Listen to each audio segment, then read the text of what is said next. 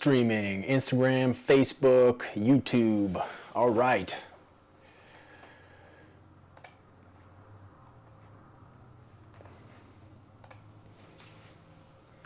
I'm gonna test my chit chat.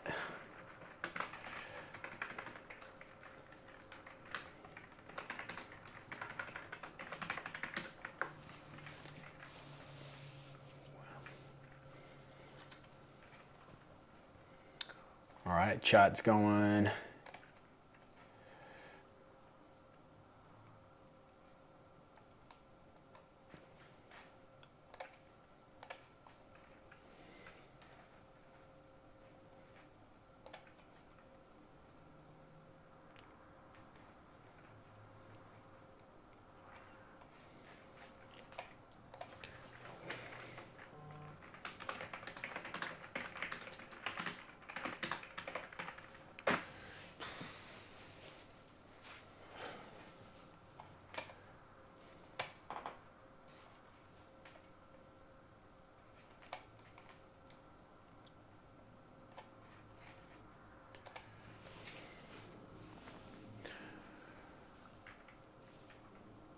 All right, it is another episode 2 of the live experience at ABC Auto Repair. A little bit different, as you can tell from the previous setup. No nerdy glasses. Audio today has to be going through the Rode mic instead of this bad boy because the Zoom recorder decided to crap out on us a little bit, which is okay. We'll still try to do a great show for you today on April 13th. It's a Monday, to see if we can give you some value out of these setups and how far they're going to go. All right, so until further ado, welcome to ABC Auto Repair, located in Burien, Washington, and we're going to be doing a live shoot right now.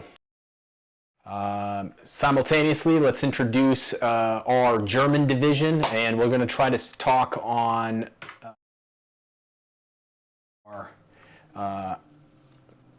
the German vehicles that we work with. So I'm going to be talking more of the maintenance stuff we talked last time, and we'll hit it off.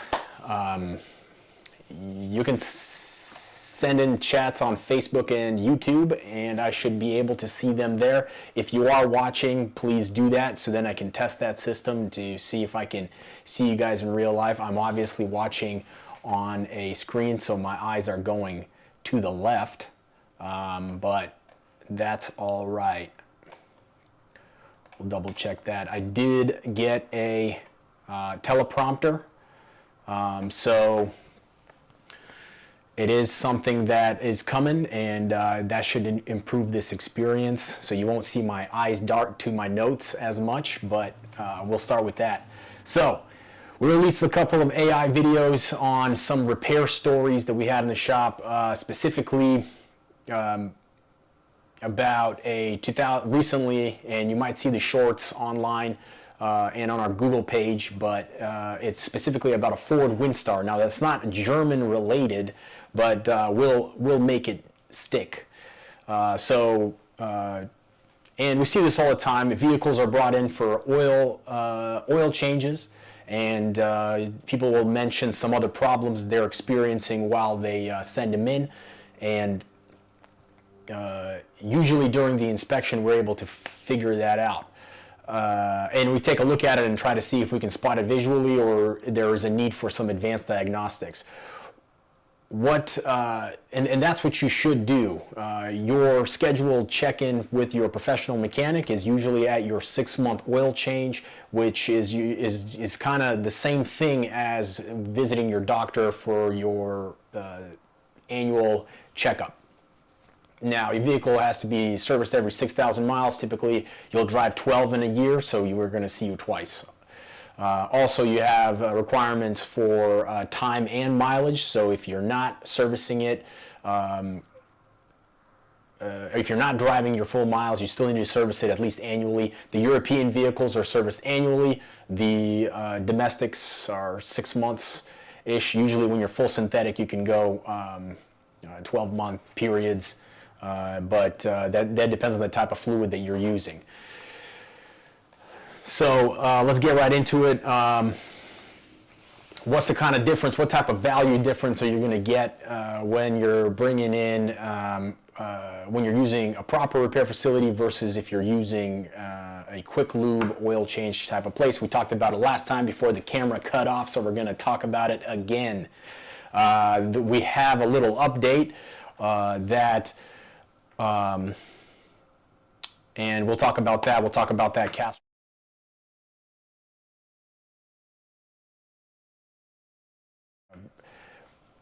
Bring it home, and why it's kind of important to have good fluid in your vehicle. So let's talk right back to quick lube places and quick oil change places. And we talked about it before. You're driving over a pit. The guy below you takes out your filter. The other guy sucks out the engine oil from the top.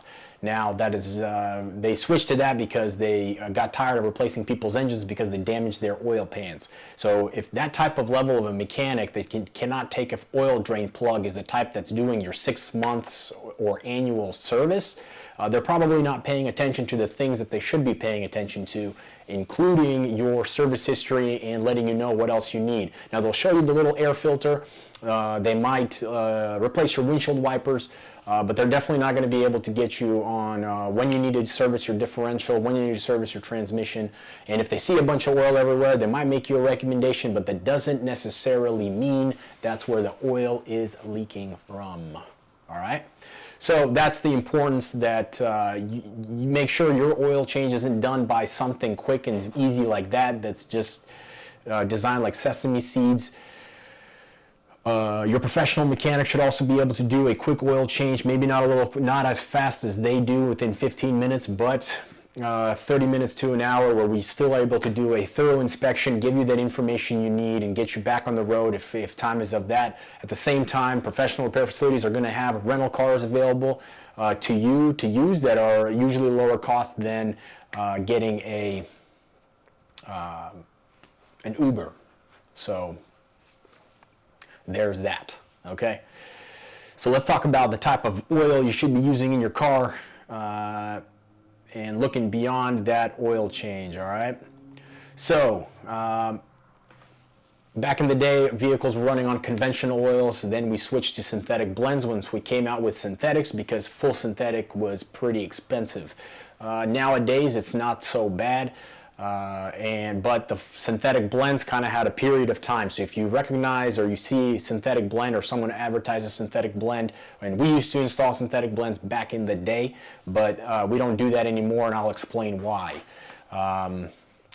Synthetic blends from various manufacturers, there's only one company that really gets close to having a decent amount of synthetic versus conventional in their oil, and that's going to be Pennzoil. They have about 46% synthetic, and the rest of it is conventional. Everybody else is about 15% or less synthetic with conventional. So you're pretty much putting in conventional stuff, and then you're raising your maintenance interval amount or mileage, saying, "Oh, I have a synthetic blend. I can make it last longer." Well, that's not the case. So don't do that. And that's why we install full synthetic. And everyone that's anyone that is a professional repair facility, they should always be putting full synthetic. They should not be carrying anything else. So just keep that in mind. All right. Now, the type of fluid that we like to use is the Castrol Edge and Euro formulated. Some other places, like maybe some niche shops, the Porsche only shops, the boutique shops, they're going to use liquid moly, and you might understand if you're one of them Euro guys, right? If you're one of them Euro guys, Mercedes, Porsche, BMW, Volkswagen, Audi, you're gonna know what liquid moly is. But besides it looking fancy and with all the racers and ricers, it is not approved by the OEMs, BMW, Mercedes, Volkswagen, which is Porsche, and Audi. It is not approved by them from the manufacturer. They just say that they have the similar specs, but never went through an approval process with the manufacturers. Castrol, Pennzoil, and Mobil are going to be the only brands that I am aware of at the making of this video that actually have approval from those European manufacturers that yes, this oil is good to go. All right, so just keep that in mind. So when you're looking at liquid moly and you're looking at the other brands, I would lean towards the bigger brands, and specifically I would go for Castrol, and this is the reason why. The engine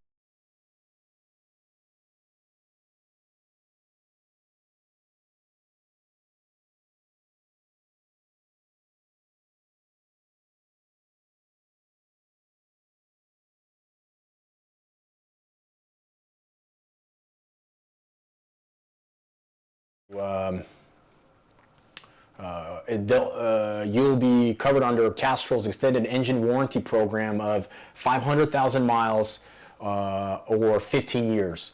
Good luck getting that from from the OEM. They usually new vehicle owner warranties only last for like 50,000 miles. So just make sure that even though you have the OEM manufacturer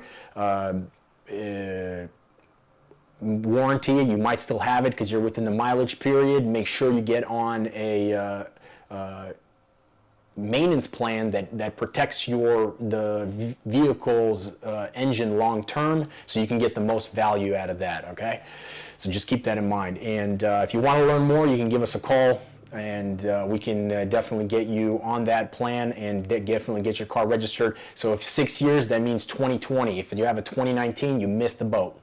You missed the boat and it's gone. So especially the BMWs, E92s, all that good stuff, you know,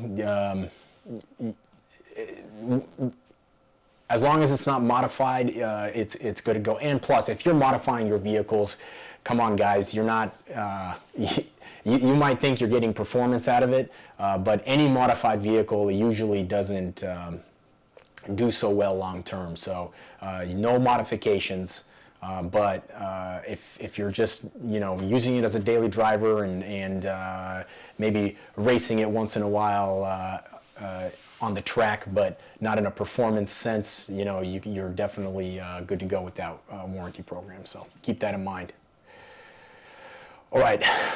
Moving on from oil changes, let's talk about the brakes, okay? And we hit on this last time. This is where the camera went out, so second time is the charm. All right, so typically when you're doing your brake pads, today, most shops are going to be replacing your rotors. Now on performance rotors, they might last a little bit longer. You should have a little bit more thickness there that you may be able to turn them or turn the rotors. Usually standard stuff, you cannot do that. You could, but it makes them thinner. And the interesting story on, and this may not be the reason why they did this, but back in the day, our metals were actually a lot harder than they are today. And we know this because scuba divers and wreck extractors, the guys that get the wrecks out of the water, we're actually able to test the steel and the steel in the ships that went down before we started testing nuclear weapons on this planet, like the Soviets and us, and ships that went down before all these nuclear tests, and the ships that came afterwards, even though the metal is being made the same, the thickness of it or how hard it is different, right? So we haven't changed any of our process. We've actually been making it better, but the metal is just getting weaker, and that has something to do with that. Now, I can probably get you the information on exactly why that's happening. I just know from some diving experience that it is something that's out there. So that may be why manufacturers are now releasing rotors that are not as thick, and they're designed not to be resurfaced.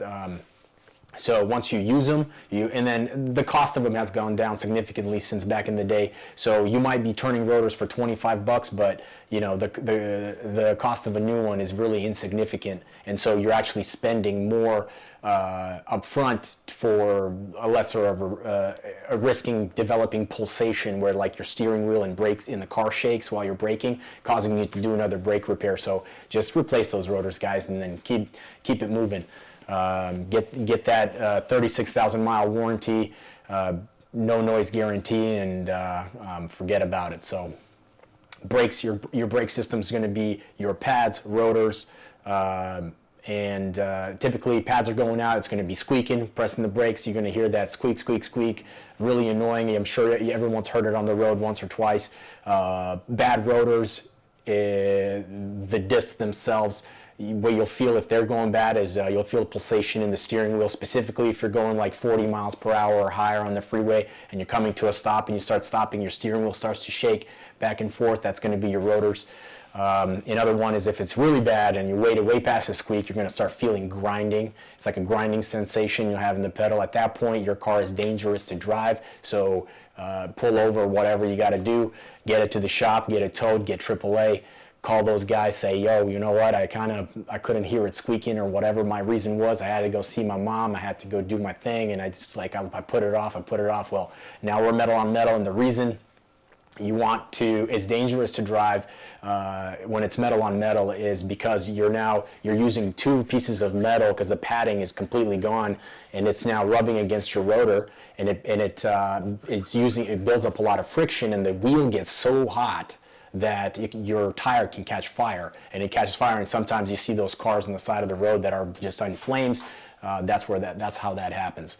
So you feel that sensation, you know what you got to do. So cool. And then another common maintenance thing that we're looking for when you're coming in for your oil change, obviously checking your brakes, checking your suspension. The reason we want to check your suspension, usually it's really good only for 60,000 miles. Some cars you can push it off to 80,000, 100,000, but after that, if you need more than one or two items replaced on your suspension and you're in that time frame, you're just due for a suspension overhaul. So the amount you're going to spend today is always going to be less in the future, or more in the future as inflation goes up, all that stuff goes up. So you think about it as I can just take repair onesie twosie things here and there and then end up coming back and forth over and over again, or I can get my car to 100% and get back on the road.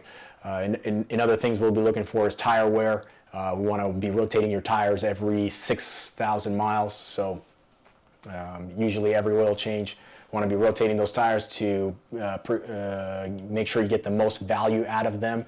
The tires are only good for about 5 years. After 5 years, they start to the rubber condenses and becomes harder, and then it reduces your stopping ability. So if you're like year 6 and you got them to last that long, try to get as much mileage out of it because you got to get them replaced after that. Another thing we're looking for is with tires is going to be like dry rot, so cracks, things like that, bulges, tire failures like that. We'll be keeping an eye out for that. And anything else we see, obviously belts, we're talking about 50,000 miles, you see cracks in the belts. If you see it early, capture it, take a photo of it, send it to you. Making sure you get ahead of a failure that potentially was preventable just by having that professional eye look at it. And then again, oil leaks themselves, if you're on a proper maintenance plan and you're doing your services every 6,000 miles, they have agents inside, they formulate the oil in such a way, and you could also use additives that we lost the camera again. Oh my God. How long did that last? All right. Well, here you go, guys. Hopefully it wasn't such a rant. Oh man. All right. See if I can reset this thing. Maybe it was a time delay. See if that did anything. Oh, yeah. That's probably what it was. I probably can only be videotaping for about 30 minutes before it loses, it goes to sleep. So we'll have to work that out with this one, but that's okay. And I think we covered enough about the key things you want to be paying attention to with your professional mechanic when you're getting an oil change. One, you want to get the value out of your vehicle for the long term, get that warranty, get that extra protection, prevent leaks, prevent situations that happen that gets you stranded. By doing that maintenance with a professional repair facility instead of skipping it to Walmart or Quick Valvoline, one of those places that don't think about your car as a whole. So make sure you get that information, and you'll be good to go. All right.